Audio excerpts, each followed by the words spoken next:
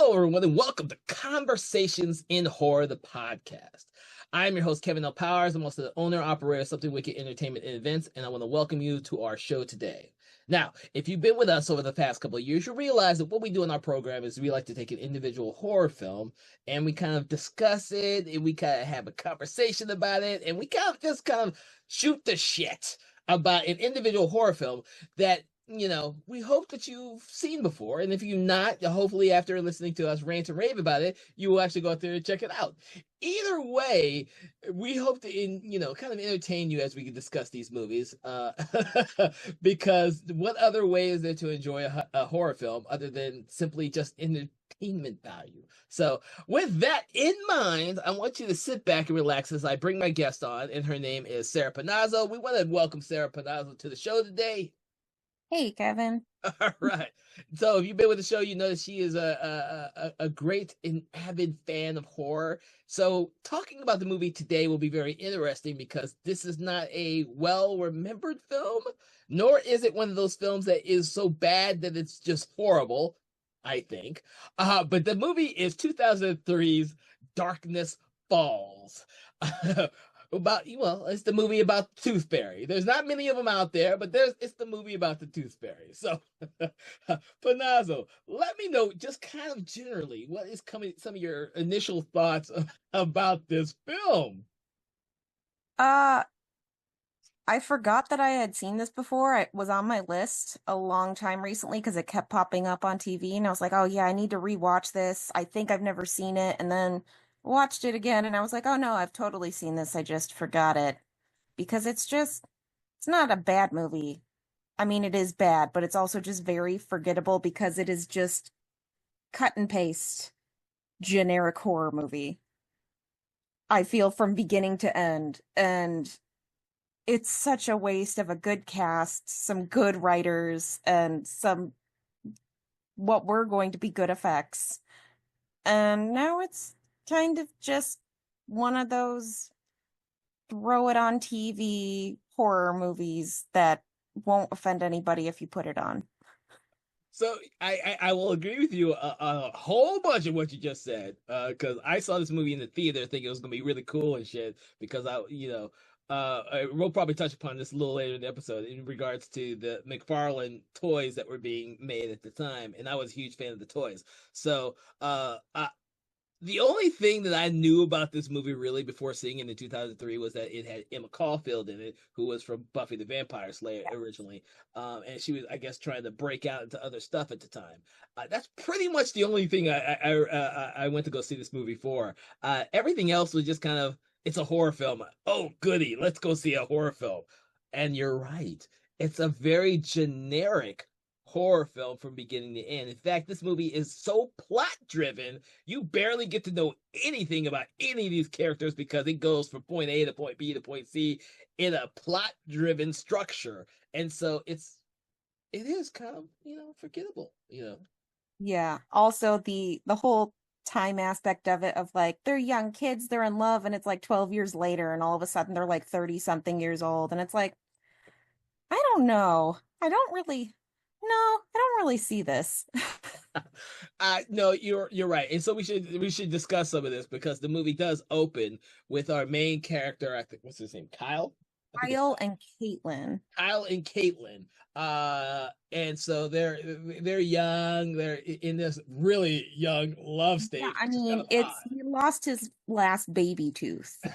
So that Yeah, can tell you how old he is. and if you've never watched the film, I'm sure there's a lot of you out there that haven't. The whole ideal behind this, and the only reason why it's called Darkness Falls is because it takes place in a fictionalized town called Darkness Falls. And in this town, there is a urban legend about when you lose your baby teeth, there's a tooth fairy that will come and take your tooth. But if you see her as she's doing it, she will kill you. It's a very strange premise, so to speak. But it's all kind of based around this innocent woman who used to do this. I don't even remember how old she was. Elizabeth Dixon, but yeah, Yeah. she was a old woman in the town who the kids would bring her their teeth, and then she would give them a gold coin, and then there was an accident or some kids went missing and they decided to like burn her alive because they thought she was a witch. And yeah, Yeah, well, they burned her alive, and she curses the entire town. But then the next day, the children show up, and they burned an innocent person alive. And from then on, for centuries, or however long it is between that time and present day, yeah, uh, children have been disappearing periodically. But it's all under the disguise of this urban legend that parents have been telling their children and all that stuff through the years. Um, but when we find Kyle and Caitlin, he gets visited by the so-called Tooth Fairy, but he ends up seeing her. And then there's this big, like, short, I guess a short little action sequence between him and the Tooth Fairy, and then his mother not believing him, and his mother coming in wanting to show there is no Tooth Fairy. There's no Tooth Fairy. There's nothing to be scared of. And then and she's then surprise. yeah, surprise. She's killed. He watches, and from then on out,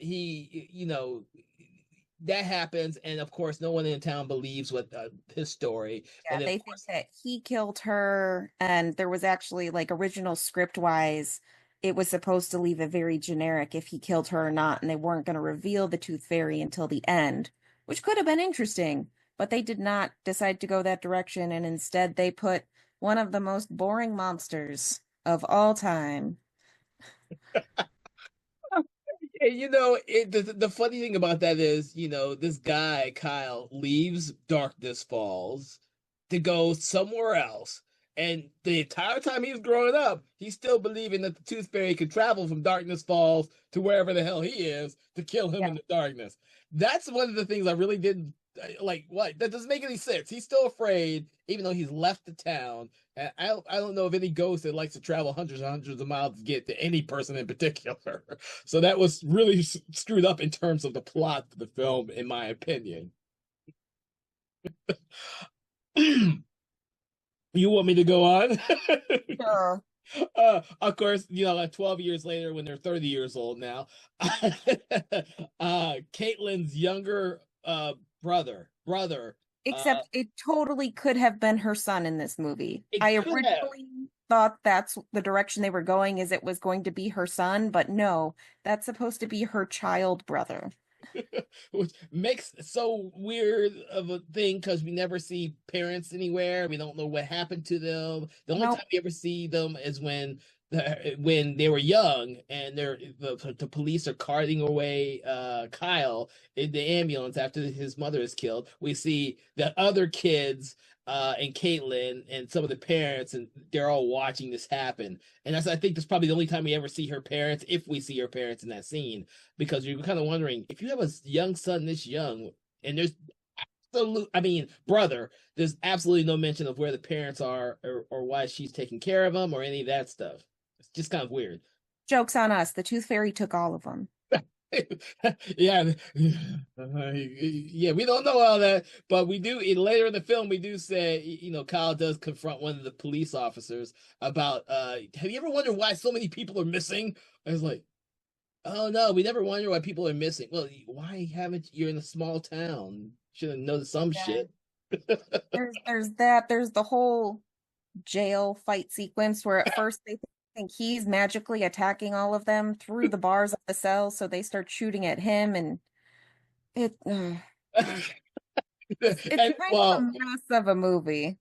wait, yeah, and that's part of the thing because Kyle spends a lot of time in the jail cell in this movie, surprisingly. And that's why I said that it's the plot point, the plot point, the plot point, because you don't get to really know any of these characters. You get to, yeah, Kyle, who was screwed up when he was a kid. That's pretty much it. Yeah, random guy in the bar who we've never heard of before decides to attack him for no reason. I I mean, I want to think that he and Larry, who is the person seeing Caitlin as a grown up, supposedly, were two of the kids that watched him be carted off by the police. That's what I imagine, anyways.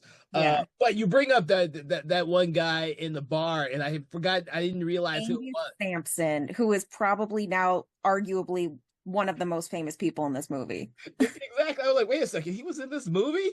Holy I shit! was like, oh shit. And then Emily Browning being the The young young Caitlin.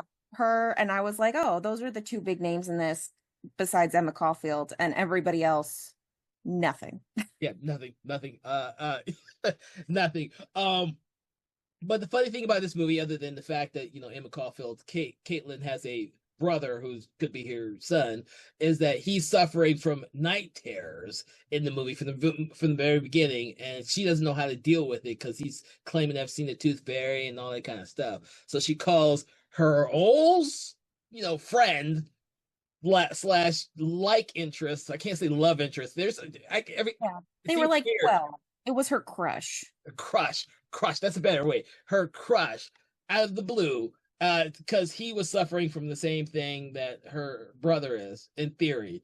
Of course, I would be hesitant that anyone would tell her after he's left town exactly what he was suffering from. So I always thought that was kind of weird too. Or actually, I think it was more weird when I rewatched the movie and I actually was paying attention to some of the logic in the movie, trying to figure that shit out. There was no logic, Kevin. I mean, who else hits up their childhood crush who may or may not have murdered his own mother? And he was in a mental institution for as long as he was. It's just like if you're gonna figure out where he is and all that type of stuff, you probably come up with the fact that he spent a lot of time in a mental institution. Uh, but Caitlin calls him up and he shows up. But when he shows up, Kyle wants to play as though there's no such thing as a tooth fairy. Like he meets Michael for the very first time, Caitlin's brother, before he sees Caitlin, and he's trying to tell her, he's trying to tell him, not, there's no tooth fairy, blah blah blah blah. And I'm like, dude, you've been spending your whole life believing in the damn tooth fairy killing people, and now you're gonna convince the little kid who's the most receptive, sorry, um, Especially in that town, yeah, like you said, where it only happens there. You're gonna try and tell him that you imagined it all too. It was all fake. Don't worry about it, kid. You're not gonna not wake up in the morning from seeing the tooth fairy. So yeah, it seems to be kind of weird that's how they decided to make the plot go, because it stays like that for a while, because he even tries to play it off to Caitlin like that as well. It's like he doesn't want to acknowledge that, despite he's been living with it for so freaking long. Uh, like we said, people, plot driven. The logic is not really there for the film. They kind of hope that you're gonna go with the generic ideals in the film and be scared by the tooth fairy who hides in the dark because she can't be revealed in the light, because one, her skin is sensitive to light after being burned, and she wears a porcelain mask which hides her facial features, what makes her even less scary when she's wearing the freaking porcelain mask. I don't know why they decided to go with that. It's not that scary with a porcelain mask. So there No. are a lot of jump scares in this movie. And Oh, they are not good jump scares at all. you know what? And that could be why I originally didn't take to the film, because there was the jump scares don't do much for me unless they are really really well done. We still haven't talked about the movie I still want to talk to you about, which is The Nun, which I think does a really good job with jump scares. But that's all that's in that movie as well. It's jump scares, but I think they do it really well. This movie here does jump scares really badly. Like we're doing jump scares for like the 12-year-old watching this movie, and not so much any grown up watching this movie. This definitely was a children's horror movie, and that's about it. It doesn't have to make sense. It just has to be creepy enough that they know not to wake up and spy on anybody who's in their bedroom. You know what? That's actually a good point to make. I would agree with you on that, actually. I never thought about it that way. It's a movie that, may have scared little kids and stuff, but probably not many other people. Um, you know, as the movie progresses, random people in the town start getting killed every time they're around Walk Kyle. into Well, and especially when they walk into darkness, like there's the whole scene of them jumping down the stairs from lit stairwell to lit stairwell so they wouldn't be in the darkness because she might grab them. But then at the same time, they're like walking through the hospital through dark spots, and it's like, why don't you guys just like start a fire and like stand next to it if she can't go near the light? Like you keep going into the dark on purpose. uh like we're saying, everyone, Darkness Falls is one of those. And you know what? And that was probably one of the scenes that I like for the stupidity of it. Them jumping from the stairwell at the very end of the movie to get away after most of the cast has been killed, and people start believing Kyle that there's a freaking tooth fairy.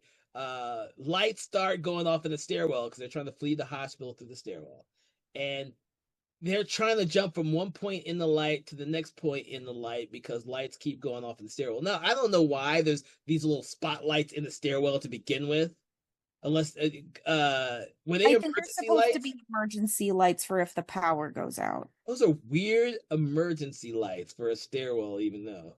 But Yeah. 2003, who knows? Maybe hospitals have them like that. But it makes for a very interesting situation in that you get every time someone falls in the dark as they're jumping, they get taken away by the tooth fairy. Uh, so, and the only reason why the tooth fairy is killing these people, random people, because there's like nurses and a doctor that Yeah. are with Kyle and Caitlin as they're fleeing the hospital, is the fact that they happen to see her at one point in the film, and so now their lives are in danger, which is And only because Kyle is right next to them too. yeah, That's Kyle's it. right there. So, while you're watching this, you have to figure out that this Tooth Fairy is really pissed off at Kyle for leaving and not dying when she could have had him, because the moment he gets back into town, she's going after Kyle. It's Yep. like every time Kyle's with someone, the person from the bar, Larry, when the whole Larry thing, they just all die because they're near him. I don't. Yeah. I mean, you get some like smarter stuff when you get like the MRI Oh, and the kids going into there, and it really reminded me of like Nightmare on Elm Street in oh. some way. And I was like, okay, this could be really interesting. And then they're like, oh no, let's save the kid in time and nothing bad's gonna happen. But eh. So you can hear her enthusiasm about this film. So enthused. You know, and as you know on the program, we like to talk about some of the more, well-known films. But this may be one of those films right there, Darkness Falls, that kind of came and went, and people remember it.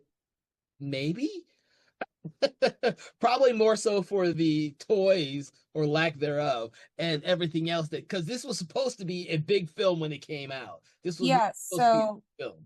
the producer was John Hegman, who is known for pulling together the Blair Witch Project marketing. So, very famous for doing that, did a great job. He actually did a mockumentary to promote this film in the same style to kind of get it pushed. And he was voicing hopes that this was going to be the first in a wide franchise. But as we can see, that did not go too well. Which is despite the fact that it's one of is it Jonathan Liebesman's first film as a director, who has gone It on is to do it. indeed. It was his debut director thing. But then he went on to do Texas Chainsaw Massacre: Yeah. The Beginning, Battle Los Angeles, Wrath of the Titans, Teenage Mutant Ninja Turtles in 2014, and he's now doing episodes of Halo. Mm-hmm. But also, disappointingly enough, the writers on this were actually really good. So you got Joe Harris, who this was adapted from his short story. It's also his movie debut, but he is known for multiple comic books, mostly the X-Files, a lot of X-Men, Spider-Man, Batman. He did a lot of the Halloween specials for DCU, Vampirella. And then the other significant writer on this is James Vanderbilt, who is known and awarded for doing Zodiac, Amazing Spider-Man 1 and 2, Scream 5 and 6. Um, and then you get some movies he did like White House Down and Murder Mystery 1 and 2. So it's kind of a mix, but he's done some good movies. He was actually Mr. LaBelle in Ready or Not because he's part of that group of people who do radio silence. So he is quite talented, and so is Joe Harris.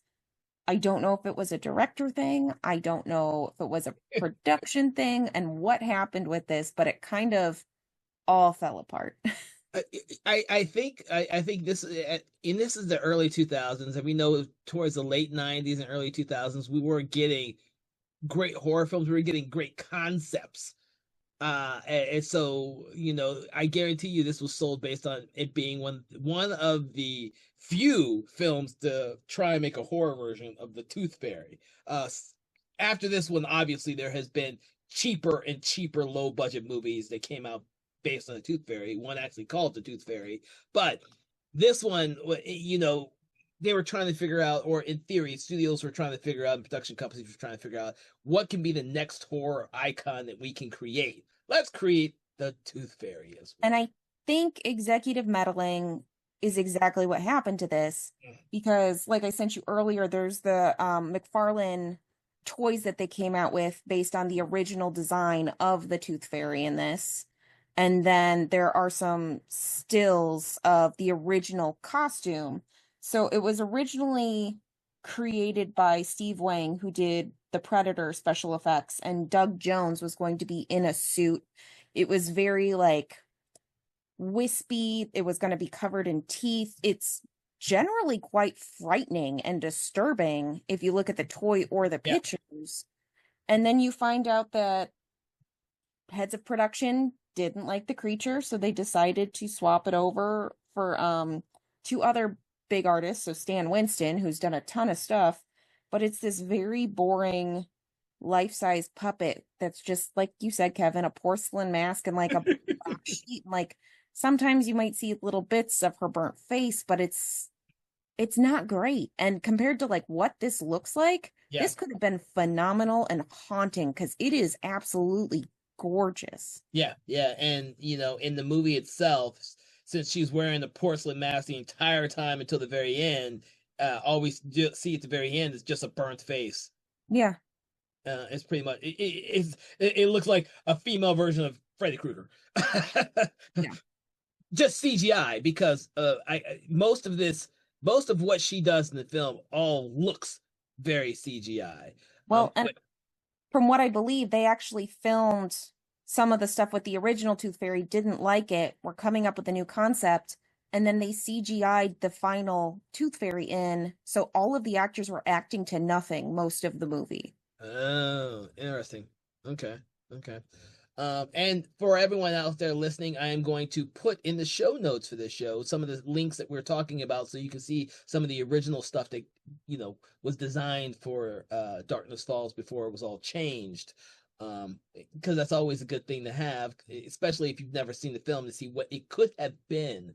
Um, so yeah. And also I want to remind everyone that there is actually a comic book version of this as well. Yes, I can't remember if it was a prequel or sequel or if it it was an is a adaptation. prequel, and it is written by Joe Harris, Okay. the one director or the one writer for this. Like I Yeah. said, I feel like it's a lot of executive meddling gone wrong because between two of the writers, it's sounds fantastic. On paper, it should work. With this creature, it should have worked. And then they decided to very much dull it down. Yeah. I think your comment that it almost feels like a kids film, like it's scary but not too scary for kids, is exactly what it feels like. I never thought about that until you mentioned it. I was like, that is why I didn't care for it when I was I probably didn't care for it when I originally saw it in 2003. I was much too old for it, because this film has never really affected me at all, and I've seen it like 4 times now. Every Mhm. once in a while I want to go back and say, is it really as bad as I remembered it? My opinions haven't changed. There's always these couple of scenes that I like, but the logic in this film is what tears me apart because it just seems it's so plot driven, and I don't care about any of the characters or what they're going through, and they're not all that interesting. Yeah, there's not that much gore. The No. scares aren't that scary. The monster isn't scary. So it's just kind of meh. Yeah. Well, all of the deaths are pretty much in the dark because she can't kill anyone in the light, which makes it kind of funny. We always see like a body drops or something like that. We see the aftermath, but we never see her like kill Yeah. kill anyone. There's a lot of Tooth Fairy dropping down, grabbing people, taking them up in the darkness, and then we see the body later or not. Towards the Yeah. end of the film, when she's just killing people left and right because of the nurses and the doctors that have seen her, we never see the bodies again. She takes them up in the air and in darkness, and they're gone. And then, whoops, sorry. Uh, so you know, and that's one of the things about this movie. It will not leave an impression on you. You know, Panazzo, you've completely forgot you had seen the film until you rewatched it. I only remembered it because a friend of mine thought this was absolutely terrifying to her, and I always was trying to figure out why. It's like, really? Really? Yeah, that's kind of weird, girl. Okay. But and you know, hey, to each is their own, I guess. You know, and I'm sure the people out there who own some of the McFarlane toys are probably shooting themselves in the foot, and you know. Uh I know I sold all mine, so you know, I don't have them. I don't have the Tooth Fairy toy anymore. Uh, are there any particular qualities in this film, Panazzo, that you think actually succeeded in some way?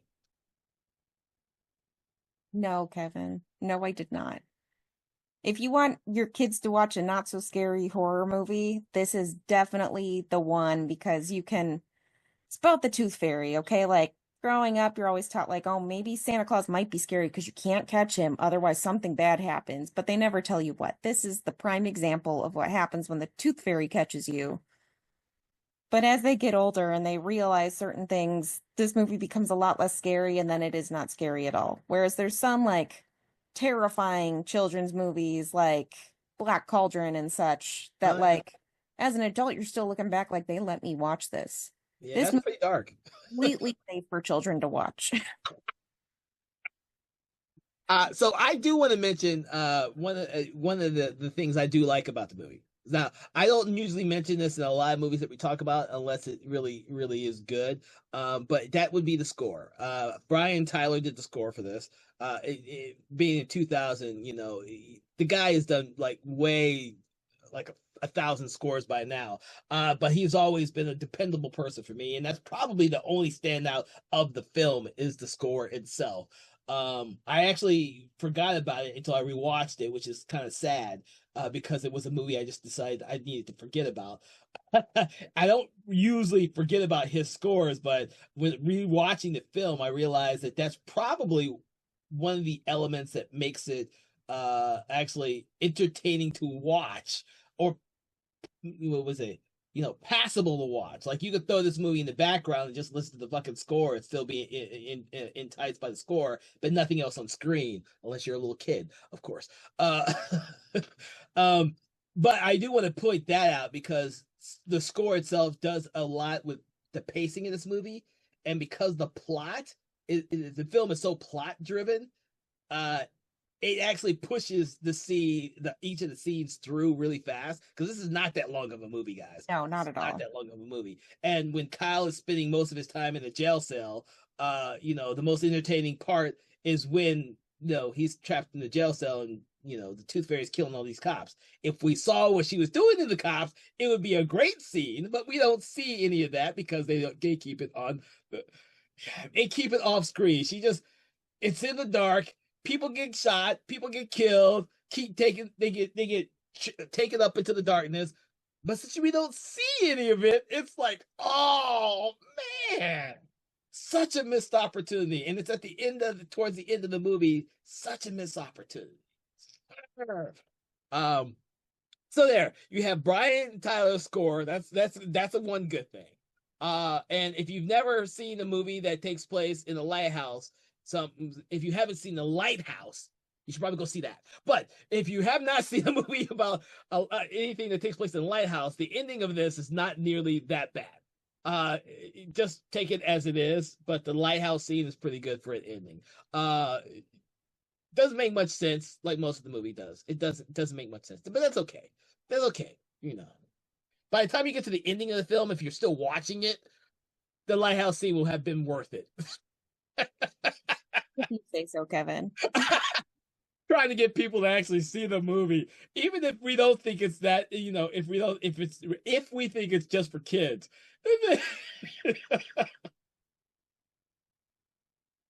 Yeah, Oh definitely Jesus. put it on for your kids' next slumber party if they want to be generally creeped out beneath the age of 10.